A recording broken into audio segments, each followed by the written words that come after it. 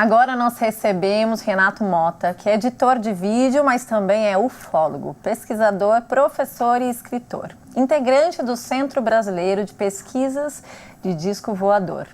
Ele une investigação, espiritualidade e pensamento crítico em suas pesquisas. Esse é um exemplo de que é possível viver a rotina profissional e, ao mesmo tempo, nutrir uma paixão que amplia a consciência e o propósito de vida. Renato, seja muito bem-vindo aqui ao estúdio da TV Câmara. Muito obrigado pelo convite, viu? Fiquei feliz de ser convidado aqui para o programa. E hoje a gente vai falar de um tema que muita gente nem sabia que era ufólogo, né? Sim. Né? Então vamos falar um pouquinho como que essa área chegou até você a ponto de te cativar a também ter esse que não é só um hobby, né? É um trabalho também, né?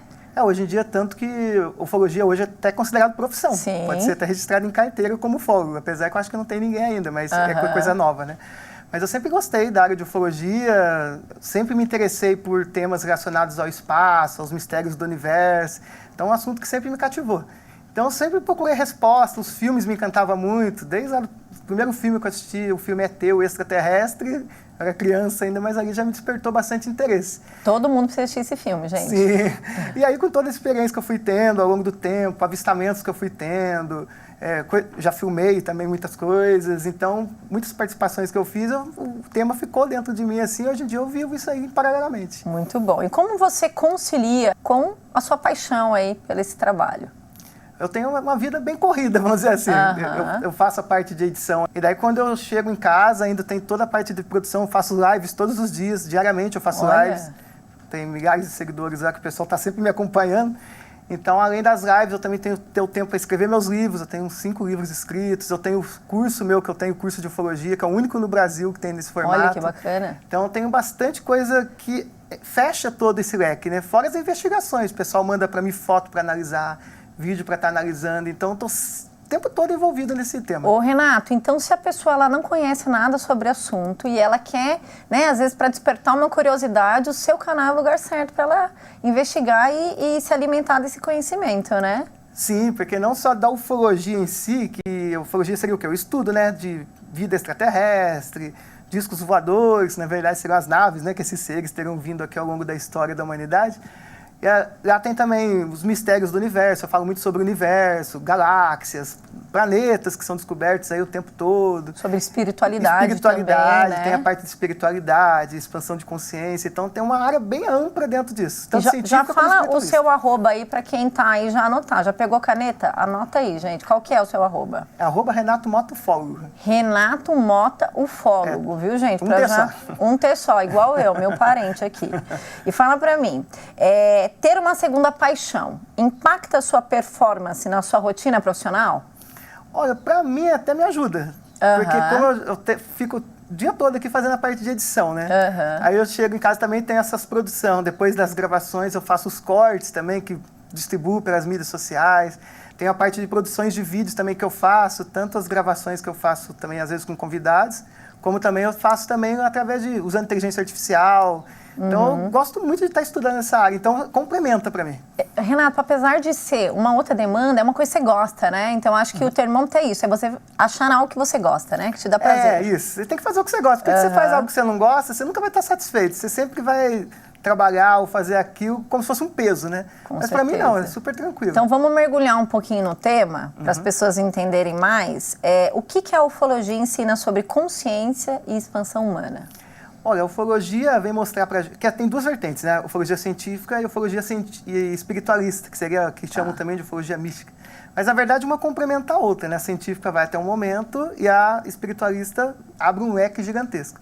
E aí mostra o quê? Que a gente não está sozinho aqui, não somos, igual a gente fala, a última bolacha do pacote. Não é a última bolachinha do pacote. Só aqui na nossa galáxia são 200 bilhões de estrelas, de sóis. Então você imagina quantos planetas tem área habitável. E o telescópio James Webb em 2025 catalogou agora 32 trilhões de galáxias. Então, a possibilidade de vida é gigantesca. Então, mostra que a gente não é único realmente mesmo. Sim. E como você lida com o ceticismo, né? Aquelas pessoas que não acreditam ou têm aquele pensamento crítico dentro desse tema? Porque sempre tem, né? Sim, tem, isso tem. Quando eu tô fazendo live, sempre aparece. Hoje em dia eu trabalho de boa com isso. Os haters, mas são bons também, que eles também dão ibope também. Os haters também ajudam. A não ser quando eles começam a ser um pouco grossos, assim, daí eu tiro eles. Sim. Mas assim, a parte assim, do ceticismo, hoje em dia eu trabalho bem com isso. Antes eu não me importava, sabe? Mas hoje em dia eu sei tudo que eu já passei, de experiências que eu tive. Então, pra mim não importa, mas se as pessoas acreditam ou não. É, porque quanto mais você vai se aprofundando no tema, mais você vai se apropriando do assunto, né? Sim. Você vai se apropriando do assunto. Então, na verdade, o que o outro fala, né, é mais sobre ele do que sobre o que, né, ele tá mandando ali pra você, né? E qual que é a importância de estudar esse tema? Para mim é muito bom. Eu gosto muito de estudar porque sempre fui uma pessoa muito curiosa. Então, sempre busquei conhecimentos, busquei novas informações, novas tecnologias, gosto muito de tecnologias. Então, para mim, estar estudando esse tema, para mim, abre um leque gigantesco de informações para mim, porque eu não gosto de ficar parado numa coisa só. Eu gosto muito de ler, de escrever. Porque é um lugar que é uma infinidade, né? Nunca acaba, né? Você sempre tem aonde buscar, onde mais trazer mais conhecimento, né? Sim, tanto que não dá conta de tanta informação. O tempo todo tem descobertas novas, informações novas, casos novos que acontecem no mundo inteiro. Não dá nem para acompanhar, mas aí é muito bom. Legal. Vamos falar um pouquinho dos documentos oficiais que reforçam ainda mais a seriedade, né, do fenômeno OVNI, né? Sim. Fala um pouquinho pra gente, você pode até contar algumas situações aí, se você quiser. Sim. Hoje em dia, o fenômeno OVNI, que hoje em dia, OVNI é objeto voador não identificado. Hoje em dia já mudou a terminologia para o APS, que é o fenômeno anômalos aéreos. Que seria basicamente a mesma coisa, só que para ter um lado científico. Hoje em dia, os OVNIs, esses objetos que aparecem no céu, são estudados cientificamente. A NASA, até o ano passado, ela fez uma audiência pública, teve 3 audiências públicas, e uma delas foi 4 horas falando toda a parte científica de tudo que foi descoberto desses objetos. Então, assim, o Pentágono hoje em dia já admitiu, já liberou vídeos em altíssima qualidade para qualquer um ver, admite o fenômeno. Só não usa a palavra extraterrestre, mas assim, o fenômeno, isso não se discute, que o fenômeno é real, não se discute. O Brasil mesmo pesquisa desde a década de 40 e sempre negou que não pesquisava. Só que daí foi liberados os documentos que foram desclassificados agora que a gente pode ter acesso, e ali mostra que, mentira, sempre estudou o fenômeno OVNI, tem milhares de páginas de casos, e tem casos muito famosos no Brasil, como a Noite dos OVNIs, que aconteceu aqui em São José dos Campos, no ano de 86, quando 21 objetos sobrevoaram aqui, então foi uma coisa incrível. E teve aquele caso também, né, do ET de Varginha, que ficou conhecido, né? O caso Varginha, que é um caso muito famoso. Eu conheço as meninas até que viram. A cidade fechou na época. Aquilo foi um caso muito interessante também para ufologia. E a gente indo para a vertente da espiritualidade, como ela se conecta com essas suas pesquisas? Olha, para mim, igual eu comentei, a ufologia espiritualista, a parte da espiritualidade em si se complementa. Porque, assim, apesar de eu gostar muito da parte científica, eu também trabalho com essa parte, que eu também sou médium, né? De incorporação, de psicografia. Então, essa parte, para mim, desperta muito. E mostra para mim, realmente, assim, que a gente tem que sempre procurar se expandir, né? A mente.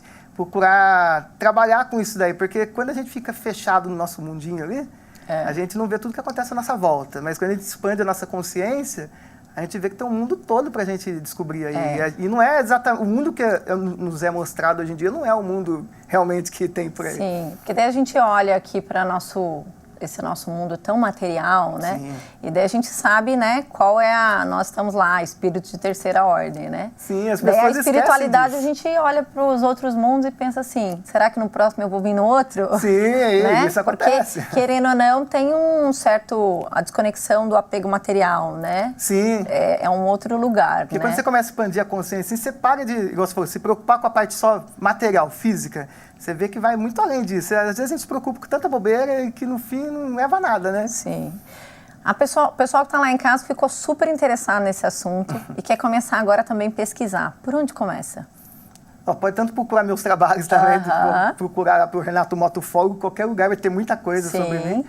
E procurar sempre buscar informação, conhecimento, porque só através do despertar, assim, eu faço esse trabalho, né? Querendo ou não, meu trabalho é procurar despertar as pessoas. É lógico que não é um trabalho fácil, né? Mas de 100 pessoas, 500 pessoas, se despertar 1, 2 ali, para mim já é gratificante quando as pessoas vêm até mim e depois falam, nossa, Renato, mudou minha vida, você falou aquilo, eu nunca tinha pensado nisso. realmente. Sim, trouxe uma expansão, né? Isso. O que a consciência cósmica pode ensinar para a vida prática das pessoas? Olha, a consciência cósmica pode ensinar para a gente assim que a gente é muito mais do que só o corpo físico. A nossa vida não se resume só aqui a esse planeta, a essa única existência. Nós que estudamos assim, a espiritualidade, nós acreditamos que tem inúmeras existências, não só aqui no planeta Terra, como temos existência em outros mundos também. Então você vê que aqui é só um lugarzinho, aqui o nosso planeta está num cantinho da galáxia ali, no meio de trilhões de planetas, com um monte de civilização que pode ter por aí, e a gente está cada vez mais evoluindo, porque o intuito de tudo é a evolução, para a gente alcançar ali a fonte criadora, se unir à fonte criadora. São os fractais da força criadora, da fonte criadora. Né? Renata, há quanto tempo você está nessa paixão de pesquisa? Olha, mais de 2 décadas. Mais de 20 2 anos. décadas. E o que você tem assim para contar para a gente de histórias que para você, quando você realmente entrou nessa pesquisa, você falou assim, nossa, realmente é muito necessário seguir essa pesquisa, porque tudo que vem me mostrando vem sempre reforçando. E foi isso que você falou, Sim. né? Quando você faz as lives, às vezes entra alguém, mas você já vivenciou tanta coisa Sim. que os resultados falam por você, né? Sim.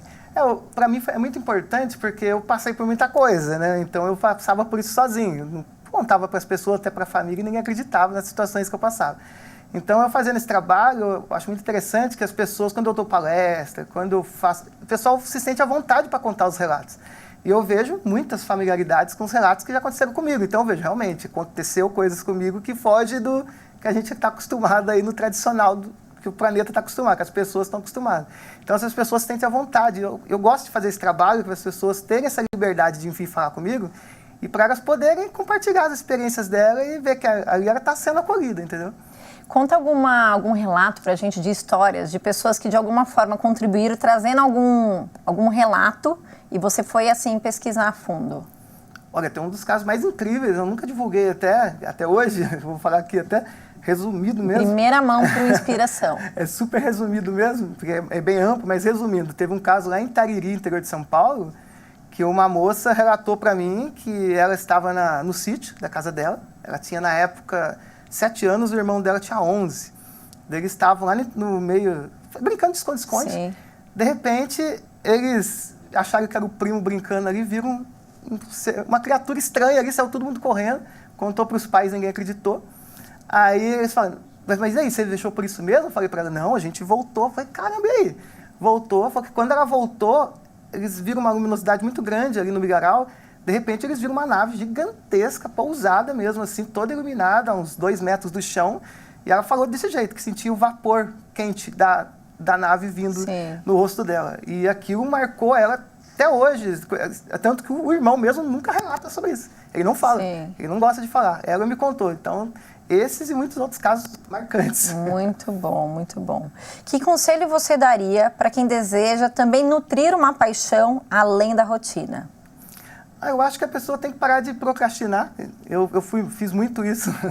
Comecei a melhorar muito isso, estudando muito essas coisas, que eu estudo de expansão de consciência, tudo. Eu vi que procrastinar é uma coisa que você tem que tirar mesmo do vocabulário. Então, você começar a dar o primeiro passo. Às vezes, o primeiro passo é difícil, né? O cérebro está condicionado a uma certa rotina. Padrão, né? Ele não aceita.